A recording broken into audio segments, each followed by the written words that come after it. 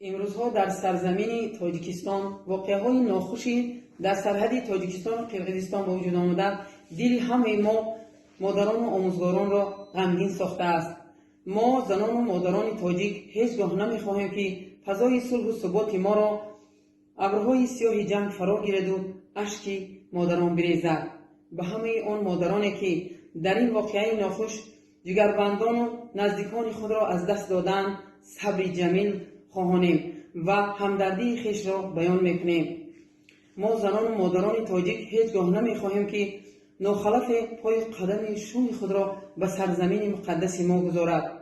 ما نیز در قطار مردان کمر همت بسته وطن خود را صمیمانه محافظت مینماییم.